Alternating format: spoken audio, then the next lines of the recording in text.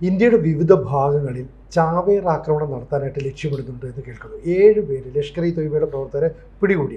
ഫെബ്രുവരി 6 ഇസ്ലാമാബാദിൽ ഒരു പള്ളിയിലുണ്ടായ ആക്രമണത്തിന് തിരിച്ചടി നൽകാനെന്ന പേരിലാണ് ഇത് പ്ലാൻ ചെയ്തത്. അത് ഇംപ്രൊവൈസ്ഡ് എക്സ്പ്ലോസീവ് ഡിവൈസ് ഉപയോഗിച്ചിട്ടായിരിക്കും ആക്രമണം എന്ന് പറയുന്നത്. ഈ ഡിസംബർ അവസാനം ഇത്തരത്തിലൊരു ആക്രമണം ഉണ്ടായ ഒരു സാഹചര്യത്തിൽ ഇനിയും ഇന്ത്യ ഭയക്കേണ്ടതുണ്ടോ? തീർച്ചയായിട്ടും ഭയങ്കരമല്ല, അത് ജാഗ്രതയാണ്. നിതാന്തമായ ജാഗ്രത വേണം. കഴിഞ്ഞ ദിവസം തന്നെ കാശ്മീരിലെ ഇന്ത്യൻ പട്ടാളം പറഞ്ഞിരുന്നു, അവർ നിരന്തരം നുഴഞ്ഞു കയറാൻ ശ്രമിക്കും. ഒരു പ്രശ്നം അവർക്ക് സൈക്കോളജിക്കലി ഉള്ളതേ, ഈ ഓപ്പറേഷൻ സിന്ദൂറിൻ്റെ ഷോക്ക് അവരുടെ മാറിയിട്ടില്ല. അത് വലിയൊരു നാണക്കേടായിട്ട് അവർ നിൽക്കും. അവർ ഒരു സോഷ്യൽ മീഡിയ നരേറ്റീവ് ഉണ്ടാക്കി വിജയിച്ചു. അത് ട്രംപും കൂടെ കൂടിക്കഴിഞ്ഞപ്പോൾ സംഭവം അങ്ങ് ഹിറ്റായി. അതായത് ട്രംപ് ആദ്യം പറഞ്ഞു 4 റഫാൽ വിമാനങ്ങൾ വീണു. റഫാൽ എന്ന് പറഞ്ഞില്ല, 4 വിമാനങ്ങൾ. പിന്നെ അത് 5 ആക്കി, 6 ആക്കി, 7 ആക്കി, 8 ആക്കി. ലേറ്റസ്റ്റ് ട്രംപ് പറഞ്ഞത് 10 വിമാനങ്ങൾ വീണു. ഇനി ഇത് പോയിട്ട് 50 വിമാനങ്ങൾ വീണു എന്ന് പറയുന്നവർ. വാസ്തവത്തിൽ നമ്മുടെ കയ്യിൽ 36 റഫാൽ വിമാനങ്ങളേ ഉള്ളൂ. പക്ഷേ 50 വീണു എന്നയാൾ പറയും. എന്തും പറയാനില്ല. അപ്പോൾ ഇതിങ്ങനെ വല്ലാതെ അങ്ങോട്ട് പോയി. അതുകൂടാതെ ഈ കഴിഞ്ഞ ദിവസവും ഷഹബാസ് ഷെരീഫും കൂടെ ഉള്ളപ്പോഴാണ് ഇവരുടെ ഗാസയിലെ ബോർഡ് ഓഫ് പീസ് ഉണ്ടല്ല, ഗാസയിൽ സമാധാനം സ്ഥാപിക്കാനുള്ള യുണൈറ്റഡ് നേഷൻസിനെ വെല്ലുവിളിക്കുന്ന സംവിധാനം 10-20 രാജ്യങ്ങളേ ഉള്ളൂ. ഇന്ത്യ അതിൽ പോയിരുന്നു, മെമ്പറല്ല, ഒബ്സർവറായിട്ട് പോയിരുന്നു. നിരീക്ഷകൻ. നമ്മുടെ ടി വിയിലൊക്കെ വരുന്ന നിരീക്ഷകർ സംസാരിക്കും. ഇവിടെ സംസാരിക്കാൻ പറ്റില്ല, നിരീക്ഷിക്കാനേ പറ്റുള്ളൂ. എന്ത് വൈകോട്ടെ. അപ്പം നമ്മളും പോയിരുന്നു. അവിടെ ട്രംപ് ഇത് പറഞ്ഞു, ഇന്ത്യ പാകിസ്ഥാൻ യുദ്ധം ആണവ യുദ്ധമായിട്ട് മാറുമായിരുന്നു, ഞാനാണത് നിർത്തിച്ചത്. അപ്പോൾ ഷഹബാസ് ഷെരീഫ് ഈ കൂട്ടത്തിൽ ഇരിപ്പുണ്ട്. ഷഹബാസ് ഷെരീഫിനോട് ട്രംപ് ചോദിച്ചു, എത്ര പേരുടെ ജീവനെ ഞാൻ രക്ഷിച്ചത്? 2.5 കോടിയോ, 25 മില്യൺ. അപ്പോൾ ഷഹബാസ് ഷെരീഫ് എണീറ്റ് ഉത്തരം പറയുന്നതിന് മുമ്പ് ട്രംപ് ഒരു 10 മില്യൺ കൂടെ കൂട്ടിയിട്ട് 3.5 കോടി. മറ്റേയാൾ പറഞ്ഞിട്ടില്ല, അതിനു മുമ്പ് 35 മില്യൺ പറഞ്ഞിട്ട് ഇങ്ങനെ പോയി ട്രംപിൻ്റെ പ്രശ്നം. പക്ഷേ ഇത് കണ്ടമാനമായി കഴിഞ്ഞപ്പോൾ എല്ലാവർക്കും മനസ്സിലായി ഈ പറഞ്ഞതൊന്നും സത്യമല്ല, ഈ വിജയം ഇതിനകത്ത് ഇന്ത്യയുടെയാണ്. അല്ല, അതെങ്ങനെ പറയാൻ പറ്റും? എടോ, വിജയിച്ചതുകൊണ്ടാണ് അവർ മിണ്ടാതിരിക്കുന്നത്. പരാജയപ്പെട്ടവൻ റോഡിൽ കിടന്ന് ബഹളം വയ്ക്കും, ജയിച്ചവൻ ബഹളം വയ്ക്കുമോ? ആത്മവിശ്വാസത്തോടെ നിൽക്കും. അതായത് നമ്മുടെ മമ്മൂട്ടിയുടെ CBI ഡയറി കുറിപ്പിലുണ്ടല്ല, പരാജയപ്പെട്ട നാരായണൻ താഴെ അംബാസഡർക്കാരൻ്റെ അവിടെ നിന്ന് വെല്ലുവിളിക്കുന്നു, ഡേയ് CBI. ഇവിടെ ബാൽക്കണിയിൽ നിൽക്കുന്ന മമ്മൂട്ടി ആത്മവിശ്വാസത്തോടെ മുറുക്കാനും ചവച്ച് കൈ പുറകിൽ കെട്ടിയുള്ള ആ ടിപ്പിക്കൽ നിപ്പ്. ഇതാണ് പരാജയപ്പെട്ടവരും വിജയിച്ചവനും തമ്മിലുള്ള വ്യത്യാസം. അപ്പോൾ പാകിസ്ഥാൻ ഇതുപോലെ എനിക്ക് ഡൽഹിയിലും പിടിയുണ്ടാ CBI, ഞാൻ കാണിച്ചു തരാനുള്ള ധൈര്യം ഉണ്ടെങ്കിൽ ഇറങ്ങി വാടാന്നൊക്കെ പറഞ്ഞ് ബഹളം വയ്ക്കുന്നു. മമ്മൂട്ടി ഒന്നും മിണ്ടുന്നില്ല. മിണ്ടാത്തതിൻ്റെ അർത്ഥം എന്താ? ആ പ്രശ്നം മമ്മൂട്ടി ജയിച്ചു, അതുകൊണ്ടാണ്, അതിൻ്റെ ആത്മവിശ്വാസത്തിലാണ് നിപ്പ്. നാരായണൻ തോറ്റു, അതാണ് നാരായണൻ കച്ചറ ഉണ്ടാക്കുക.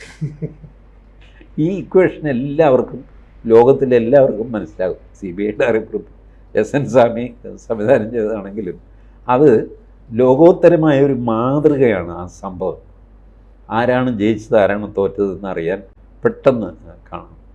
അപ്പം ഇതേപോലെ അപഹാസ്യമായി ട്രംപും ഷഹബാസ് ഷെരീഫും ചേർന്നുള്ള ഈ ഞങ്ങൾ ജയിച്ചു, ഞങ്ങൾ ഇത്ര വിമാനം വീഴ്ത്തി, ഞങ്ങൾ മറ്റേത് മറിച്ച് ചെയ്തു, നമ്മളാണ് ഇതുവരെ ഒരു കണക്ക് വീഴ്ത്തി. പിന്നെ നമ്മൾ തോറ്റ് കാണണമെന്ന് ആഗ്രഹിക്കുന്നൊരു കക്ഷി ഇവിടെയുണ്ട്, രാഹുൽ ഗാന്ധി.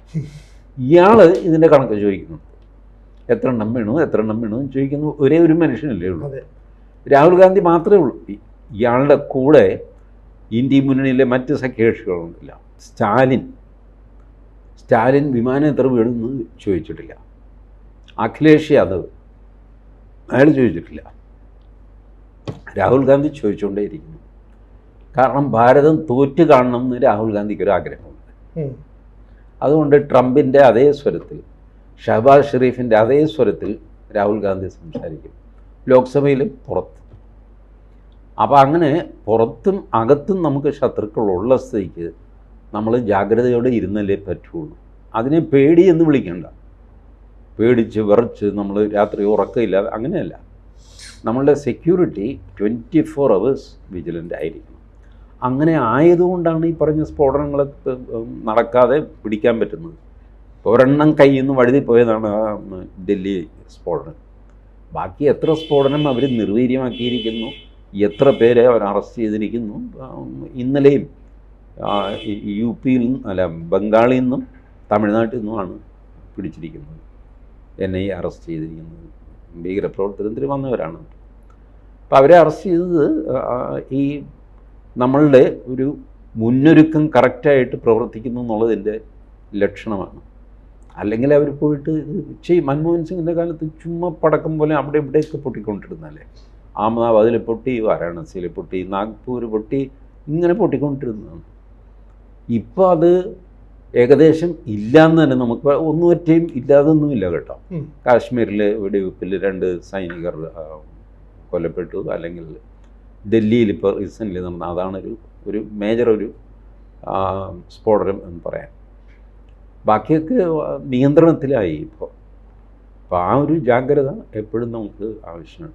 അപ്പോൾ ഈ 7 പേരെ ഇവിടെ പിടികൂടി എന്ന് പറയുമ്പോൾ ഈ ബംഗാളിൽ ഇലക്ഷൻ വരാൻ പോകുന്നു, തമിഴ്നാട്ടിൽ ഇലക്ഷൻ വരാൻ പോകുന്നു, അവിടെ നിന്നാണ് 5-2-7 പേരെ പിടികൂടിയത്. അപ്പോൾ ഇവർക്ക് ലഷ്കർ ഇ തൊയ്ബയുമായിട്ട് ബന്ധമുണ്ടെന്ന് പറയും. അപ്പോൾ ഈ കോൺഗ്രസ് അല്ലെങ്കിൽ രാഹുലിൻ്റെ ടീം പരോക്ഷമായി ഇന്ത്യയെ അപകീർത്തിപ്പെടുത്താൻ, ഇന്ത്യക്ക് ലോകത്തിൻ്റെ മുന്നിൽ അപമാനം ഉണ്ടാക്കുന്ന പ്രവൃത്തികൾക്കെല്ലാം തന്നെ ഉള്ള പദ്ധതികൾ നടപ്പാക്കുന്നുണ്ട്. അപ്പോൾ ഇവരും ഈ പരോക്ഷമായിട്ട് ഇത്തരത്തിലുള്ള പാക് ഭീകരവാദികളെ സഹായിക്കുകയല്ലേ ചെയ്യുന്നത്? അത് പരോക്ഷമായിട്ട് അവരെ സഹായിക്കൽ എന്ന് പറയാൻ പാടില്ല. പക്ഷേ ഒരു സ്ഫോടനം നടക്കുമ്പോൾ ഈ രാഹുൽ ഗാന്ധിയെ പോലെയുള്ളവരുടെയൊക്കെ ഉള്ളിലൊരു സന്തോഷമുണ്ടാകും. കൊള്ളാം, ഇത് വെച്ച് നമുക്ക് മോദിയെ അടിക്കാം, അമിത്ഷായെ ആക്രമിക്കാം എന്നോർത്ത് ആഹ്ലാദിക്കുക. അത് പുറമേക്ക് പറയുകയൊന്നുമില്ല. പക്ഷേ ആ ആഹ്ലാദം അവരുടെ പെരുമാറ്റത്തിൽ കാണാൻ പറ്റും. നമുക്ക് അവരുടെ ചില കമൻറ്റിൽ ഒക്കെ ആയിട്ട് കാണാൻ പറ്റും അങ്ങനത്തെ ഒരവസ്ഥ. അതല്ലാതെ രാഹുൽ ഗാന്ധി നേരിട്ട് ഒരു സ്ഫോടനം അറേഞ്ച് ചെയ്യുകയോ അതിന് പൈസ മുടക്കുകയോ ആയുധം മേടിച്ചു കൊടുക്കുകയോ ആ ശൃംഖലയിൽ നിൽക്കുകയോ അങ്ങനെയൊന്നും ചെയ്യില്ല. കാരണം അങ്ങനെ ചെയ്തു കഴിഞ്ഞാൽ പിടിക്കപ്പെട്ടാലുണ്ടാകുന്ന ഭവിഷ്യത്ത് എത്രയാണെന്ന് ആലോചിച്ചു. ബട്ട് ഈ സ്ഫോടനം നടക്കുമ്പോൾ അങ്ങർക്ക് സന്തോഷം തോന്നും. ഉടനെ ഒന്നും പറയില്ല. 4 ദിവസം കഴിയുമ്പോൾ പറയും, ദേശ് കി സുരക്ഷാ സെ ഖിൽവാഡ് ഹോ റഹാ ഹൈ, ദേഖോ കിത്നെ ലോഗ് മർ ഗയേ. ഇയാളെന്താണ് ഇത്ര വലിയ ആളെന്ന് പറഞ്ഞിട്ട്, കണ്ടോ 18 പേരല്ലേ മരിച്ചത്, 7 പേരല്ലേ മരിച്ചത്, 19 പേര് മരിച്ചില്ല, ഇങ്ങനെയൊക്കെ പറഞ്ഞ് പ്രസംഗിക്കാനായിട്ട് പോയിൻറ്റ്സ് കിട്ടിയതിൻ്റെ സന്തോഷം ആഹ്ലാദമൊക്കെ ഉണ്ടാകും. രാഹുൽ ഗാന്ധി നോക്കുന്നത് വേറെ തരത്തിലുള്ള അട്ടിമറിയാണ്. ഇപ്പോൾ ലേറ്റസ്റ്റ് അദ്ദേഹം ട്രൈ ചെയ്തത് ജെൻസി കലാപമാണ്. 10-30 ജെൻസികളെ വിട്ട് തുണി അഴിച്ച് കാണിക്കുക. നമ്മുടെ നാടൻ ചായക്കടയിലൊക്കെ പണ്ട് രാവിലെ തർക്കിക്കുമല്ലോ രാഷ്ട്രീയം പറഞ്ഞ്, പത്രം വായിച്ചിട്ട്. ഈ തർക്കത്തിനൊടുവിൽ തോറ്റ ആൾ ചെയ്യുന്നത് മുണ്ടുപോക്കി കാണിക്കുക. അങ്ങനെ വന്ന് ചായക്കടകളിൽ ഇവിടെ രാഷ്ട്രീയം പറയരുതെന്ന് എഴുതി കണ്ടിട്ടില്ല. അത് വരാൻ കാര്യം ഇതാണ്. ഇതുപോലെ രാഹുൽ ഗാന്ധിക്ക് എന്ത് ചെയ്യണമെന്നറിയാം, മുണ്ടുപോക്കി കാണും. അപ്പോൾ അവിടെ ഡൽഹിയിൽ ഇവന്മാർക്ക് മുണ്ടില്ലല്ലോ, ഇവർക്ക് ബെർമുടയും പാൻറ്റും ഒക്കെയാണ്. അപ്പോൾ ചേട്ടാ മുണ്ട് പോക്കാൻ നിർവാഹമില്ല, എന്നാൽ ഒരു കാര്യം നീ ഷർട്ട് പോക്ക്. അങ്ങനെ അത് ടീഷർട്ടും കൊണ്ട് അവിടെ പോയിട്ട് ഈ ഇത് കാണിച്ച അയ്യോ നാട്ടുകാരുടെ അടുത്ത് കൈകാര്യം ചെയ്ത് കളഞ്ഞു. സത്യത്തിൽ എനിക്ക് അത്ഭുതം തോന്നി, ഡൽഹി പോലീസ് എവിടെ പോയി കിടക്കുകയായിരുന്നു. ഡൽഹി പോലീസ് വന്നപ്പോഴത്തേക്ക് ഇത് തല്ലുകൊണ്ട് അവശരായി. ജെൻസി എന്ന് പറഞ്ഞു കഴിഞ്ഞാൽ ഈ ചരക്കിനും 45-50 വയസ്സുണ്ട്. യൂത്ത് കോൺഗ്രസ്സുകാരാണ്. യൂത്ത് കോൺഗ്രസ് ആരെ എന്താ പേരെന്ന് ചോദിച്ചു. മല്ലികാർജ്ജുൻ ഖർഗെയുടെ ഓഫീസിൽ വിളിച്ചു. അവർ പറഞ്ഞു ഇങ്ങനെ ആരും ഇപ്പോൾ യൂത്ത് കോൺഗ്രസ്സിൽ ഇല്ലല്ലോ, അല്ല ഈ പേരാണല്ലോ പറയുന്നത്. എന്നിട്ട് ഇവന് തന്നെ ഫോൺ കൊടുത്തു, നീ തന്നെ പറയണം. അപ്പോൾ അവൻ പറഞ്ഞു ഞാൻ മധ്യപ്രദേശിലെ യൂത്ത് കോൺഗ്രസ് പ്രസിഡൻ്റാണ്. എന്താ നിൻ്റെ പേര്? പങ്കജ് ചൗധരി. പങ്കജ് ചൗധരി അല്ലല്ലോ, മനീഷ് ശർമ്മയാണല്ലോ ഇവിടുത്തെ ലിസ്റ്റിൽ. മനീഷ് ശർമ്മയെ കഴിഞ്ഞ മാസം വിട്ടു സാറേ, എന്നെയാണ് പ്രസിഡൻ്റ് ആക്കിയത്. ഇങ്ങനെ അവ്യവസ്ഥ. ഇതൊക്കെ പ്രസിഡൻ്റാണോ സെക്രട്ടറി ആണോ എന്ന് ആർക്കറിയാം? ഒരു വ്യവസ്ഥയില്ല. ഖർഗെ പറഞ്ഞു എൻ്റെ അടുത്ത് ആരും ചോദിക്കരുത് എൻ്റെ മുണ്ടൂരി. ഖർഗെ മുണ്ടെടുക്കുന്ന മനുഷ്യനാണ്, മറ്റേ താറക്കപ്പാച്ചി ഖർഗെ പറഞ്ഞു എൻ്റെ മുണ്ടൂരിയരുത്. ഒരു എന്ത് ബുദ്ധിമുട്ടിയാണ് ഇത് ഉടുക്കുന്നത് നമുക്കറിയാമല്ല. 2-3 പേരെ പരസഹായം കൂടാതെ പുള്ളിക്ക് മുണ്ടെടുക്കാൻ പറ്റില്ല. ഒരറ്റം പുള്ളി പിടിക്കുന്നു, മറ്റേ അറ്റം കൊണ്ടൊരുത്തൻ ചുറ്റി വളഞ്ഞ് തിരിച്ച് വന്ന് വൈക്കോൽ പോലെ ചുറ്റിയെടുക്കണം. ആകെ പുള്ളി പറഞ്ഞു ഞാനിതിനില്ല, ആര് വേണം എന്ത് വേണം ചെയ്തോ, എൻ്റെ മുണ്ട് പറിക്കരുത് എന്ന് പറഞ്ഞ് അങ്ങനെയുള്ള അപഹാസ്യമായ കാര്യങ്ങളൊക്കെ രാഹുൽ ഗാന്ധി ചെയ്തുകൊണ്ടിരിക്കുന്നു.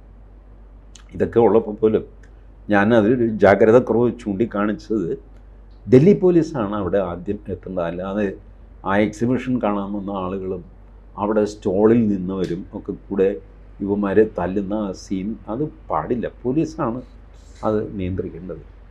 മറ്റവർ ഇപ്പോൾ വേറെ ആരും ഇല്ലാത്തതുകൊണ്ട് അവർ പിടിച്ചു, അവർ തല്ലി. ക്ലിയറായിട്ട് വീഡിയോയിൽ കാണാം ചവിട്ടുന്നു. പോലീസ് വന്ന് ഇവനെ പിടിച്ചുകൊണ്ട് പോകാൻ നേരത്ത് പുറകിൽ നിന്ന് ഒരുത്തം ചവിട്ടുന്നു കാലുകൊണ്ട്. അങ്ങനെയൊക്കെ. അപ്പോൾ നമുക്ക് ഈ പറഞ്ഞ പോലെ ആന്തരികവും ബാഹ്യവുമായ ഭീഷണികൾ എപ്പോഴും നിലനിൽക്കുന്നു. 24 hours നമ്മൾ വിജിലൻ്റ് ആയിരുന്നാൽ എവിടെയെങ്കിലും നമ്മുടെ കണ്ണൊന്ന് മയങ്ങിക്കഴിഞ്ഞാൽ അവിടെ ഇവർ അടിക്കും. കൂടുതൽ വാർത്തകളും വിശേഷങ്ങളും നിങ്ങളിലേക്ക് എത്താൻ ABC മലയാളം സബ്സ്ക്രൈബ് ചെയ്യുക, ബെൽ ബട്ടണും അമർത്തുക.